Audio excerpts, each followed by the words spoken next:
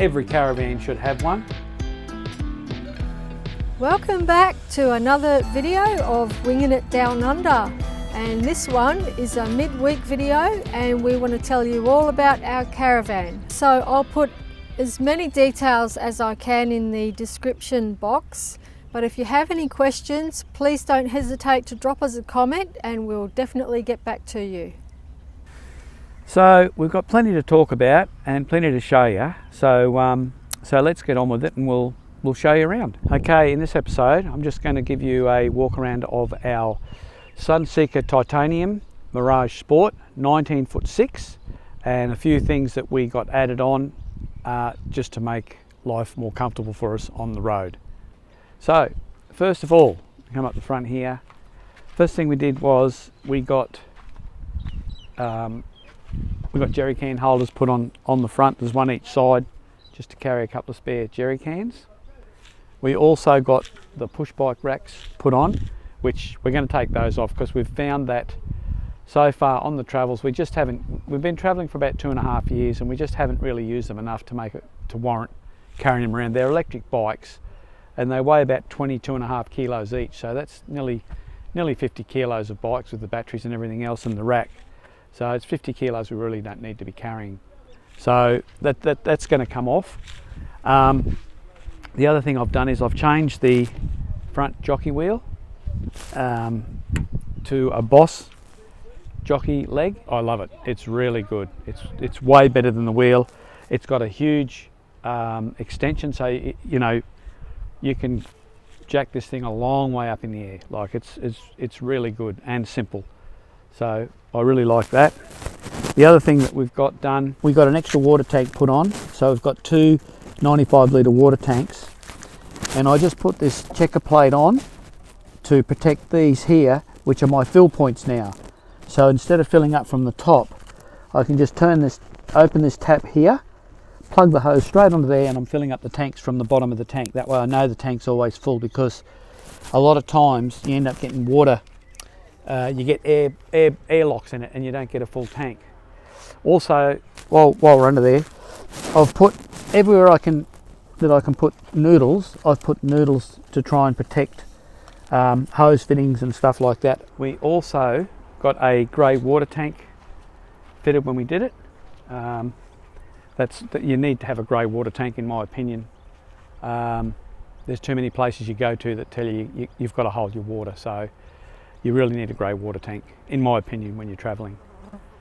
Another thing that we've done on this van is we have a generator in there. I tell you what, we love it. The generator's fantastic. We can run, this is a 3.5 kVA generator, and we can actually run our air conditioner off it, no problem at all. So we can just run it all day if we want to have aircon with the Jenny, as long as you can run the Jenny. That is a safety, Dave. One of the best things. I can't travel without that, because even with my mirrors on the vehicle, and I've got proper extendable mirrors, you cannot see what's behind the caravan. If there's a car behind the van, you can't see it. But with that safety, Dave, I can see anything behind me, motorbikes, anything, clear as a bell.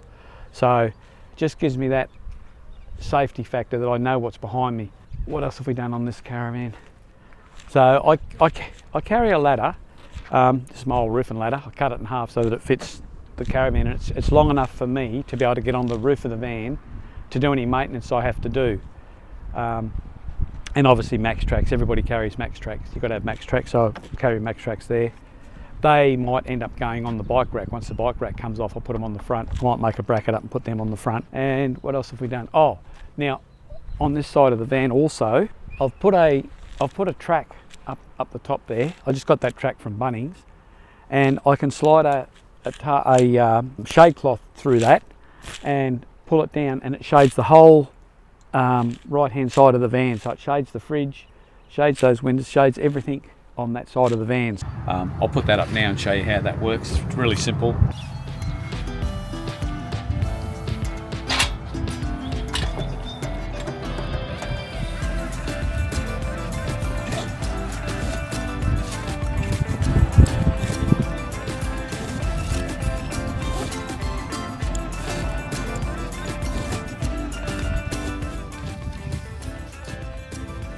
I just used these drive-in pegs. I've actually got some screw-in pegs there, but I found that after a while of using them, the threads wore out, and they're not very successful. They didn't last that long. So the old drive-in pegs seem to do the job.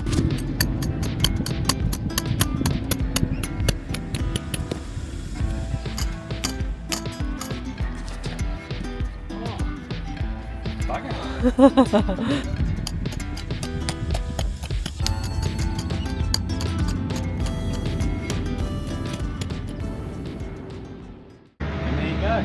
That's it. That just keeps the fridge cool, keeps the side of the van cool, and it's amazing how much difference that makes to how cool it is inside the caravan putting that up. Okay, so also with the caravan we bought a lock for the DO35. I'll show you how it works. It's actually it's a safety thing, in my opinion. Stop people knocking your van off. So it just pops up out of there like that, and that's it. So I'll put it back on, so that just drops in there, hit the button. I just turn it up like that, it makes it easier. That goes on there, and you've just got to, if I know which way to turn the key, that way, like that, put it on there. And that just gives us a bit more safety. So just a bit more of a safeguard for us when we park the caravan and leave it. We just lock that up, and I mean, if they really want to steal your caravan, they'll steal it no matter what. So at the end of the day, you've just got to take whatever precautions you can and make it hard for them, basically. Okay, so another thing that I did, which is really handy, we use it all the time, is I put a clothesline on here. You just get these fittings from Bunnings, pretty simple.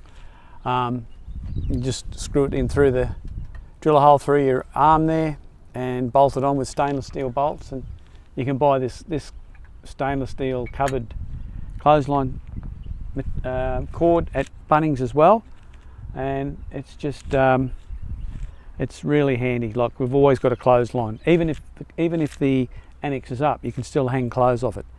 But just be warned when you do it, just look at your measurements down, because you've got to make sure you miss your windows, your lights, we've got a centre bracket holder. Some people don't have that, but you just got to make sure that when this goes up, that doesn't end up hitting on any of those things up there. So another thing we've done on the van, which is another safety thing, we've actually seen followed a van, and he got a flat tyre, and he kept driving. We caught him on the radio, and he didn't even know he had a flat tyre. So he's driving along doing 100 k's an hour, and one of his tyres was flat, so he destroyed the tyre. But anyway, so what we've done, so that, because if in your mirrors you can't see your tyres, you can't see your back tyres, so what we've done is we've put these here, you can see that, I think, tyre monitors on the caravan tyres. So we've got obviously a TPMS system, and we've got a little screen in the car which tells us how much pressure's in the tyres. What we found, and this is not a very long van, we found that when we hooked the car to the caravan, when we started driving and started going around a few corners and things, we'd lose signal on a couple of the wheels. We'd lose the signal. So what we ended up having to do was we got a booster, and I've put the booster in there. It just plugs into your cigarette lighter, and since we've put the booster on, we don't have any problems with losing signal. So we can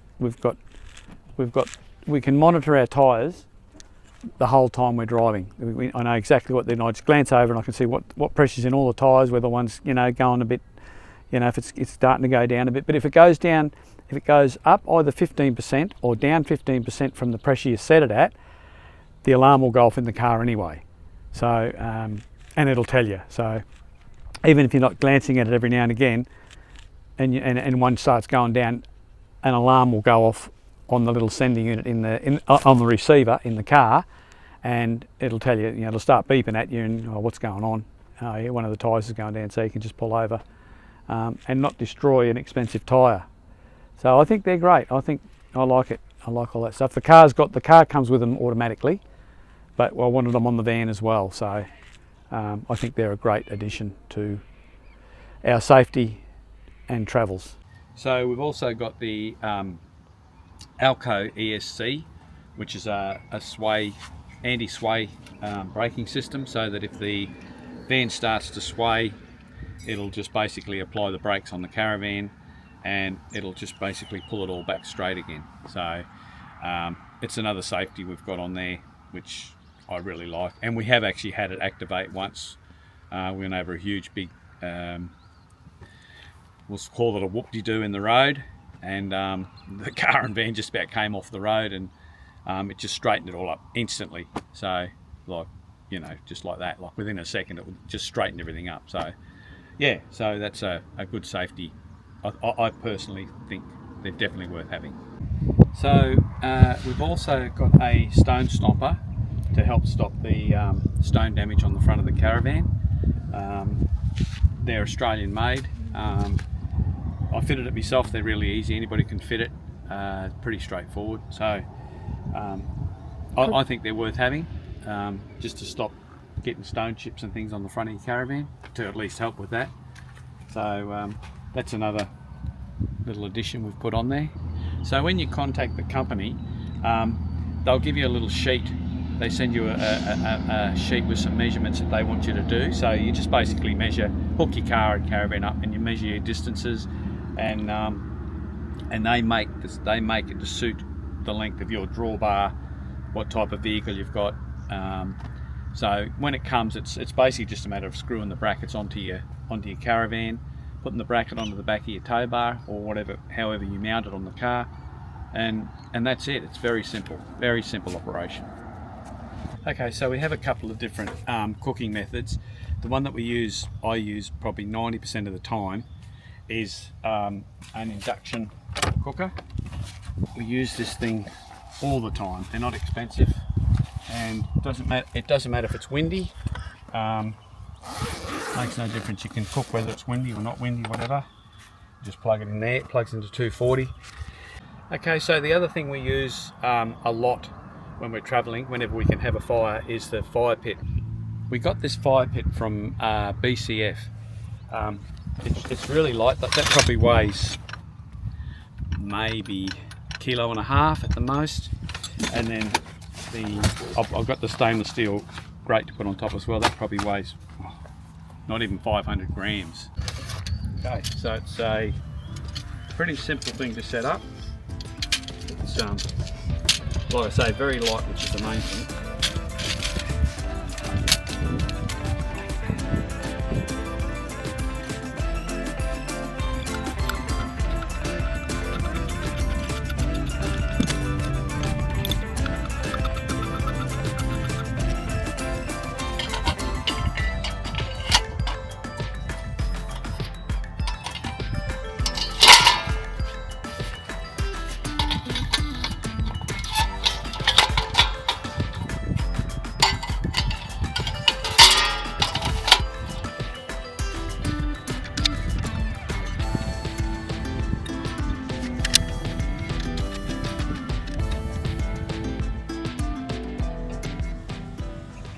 So this is a replacement mesh. The one that we had has probably lasted us at least 5 years of fires, and we've even had the camp oven sitting in there on it, and it's still lasted about 5 years. So, but you can just buy replacements, which is handy.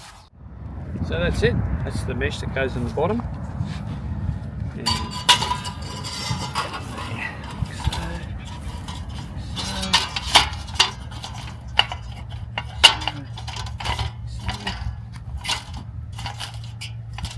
sits in there like that, and they sit in there like that,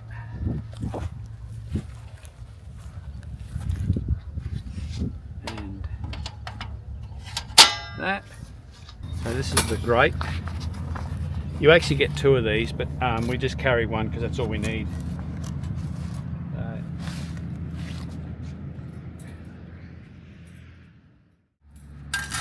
That way, and then the plate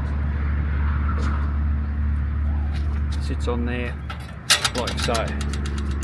So you can have your fire, you can slide that across over your fire, cook everything up.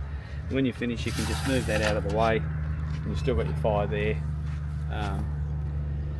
So we use this heaps, and we'll be using it today because I bought a T-bone steak. So I'll be cooking that tonight. This is our third method of cooking. We don't use it very often, but it's a handy backup to have if all else fails. Okay, so it works really well because the plate, which isn't a big plate, but there's only two of us, so it's big enough for us. Does the job, and that just sits in there perfectly like that, and there you go. You've got a gas cooker as well. So we opted not to carry a Ziggy or a Weber or whatever because we like to cook on the fire, and sort of gas is not our preferred way of cooking. We either cook, most of the time we cook on the fire, we cook on the induction cooker. So this is just a backup, but it's a handy backup to have, and it doesn't really add a lot of weight to the van. So yeah, so that gives us three ways of cooking, and then we've got the stove inside, which we very rarely use unless Dina's making a cake. Other than that, it probably pretty much doesn't get used in there.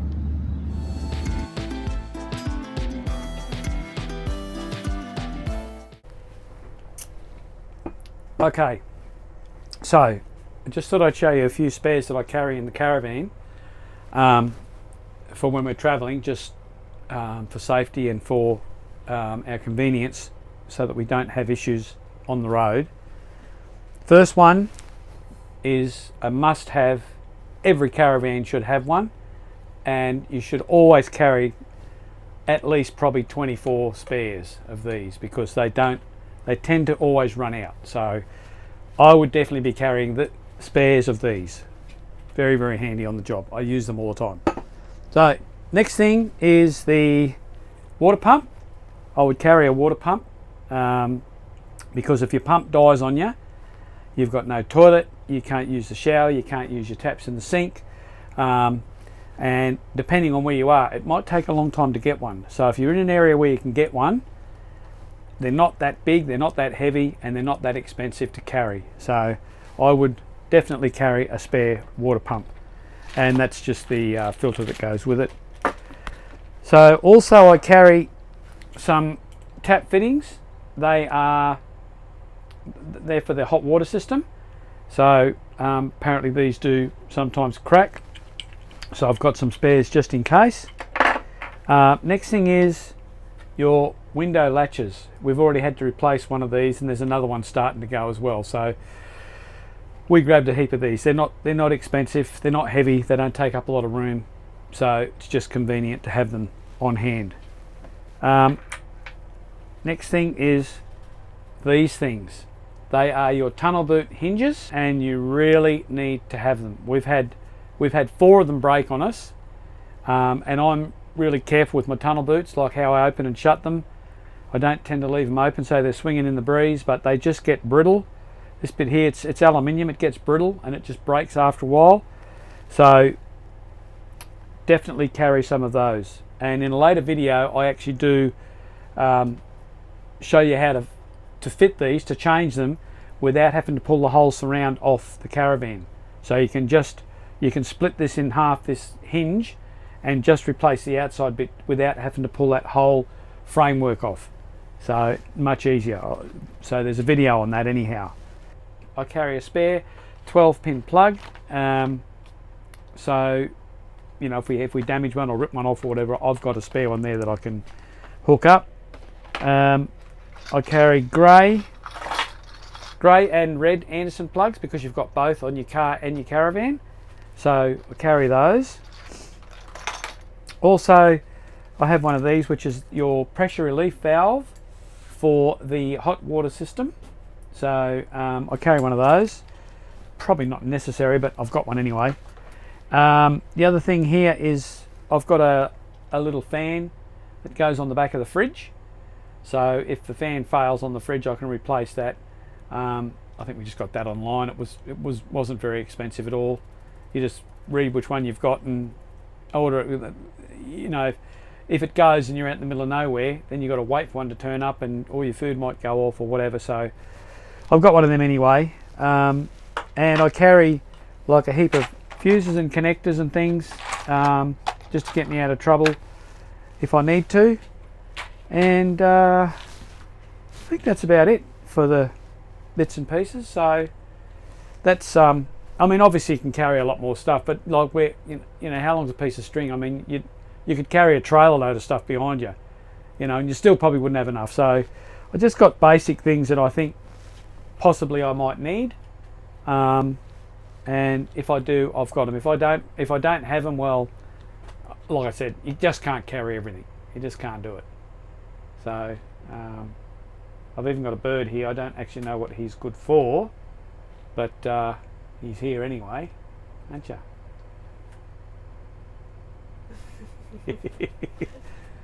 And that's about it, I think.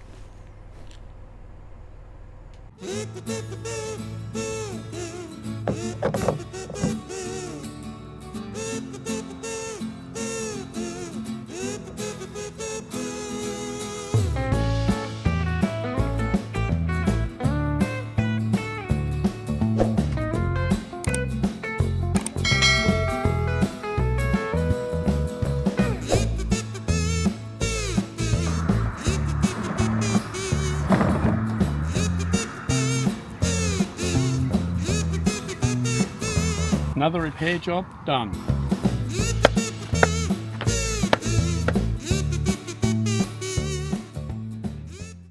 So let's put the fire pit into action.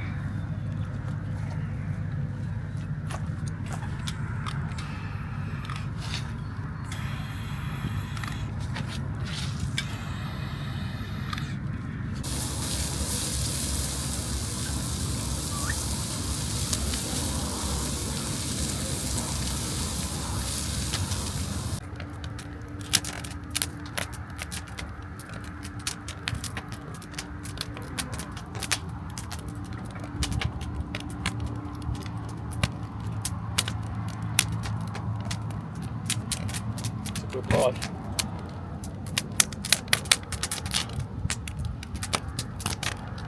Well, thank you for watching this episode.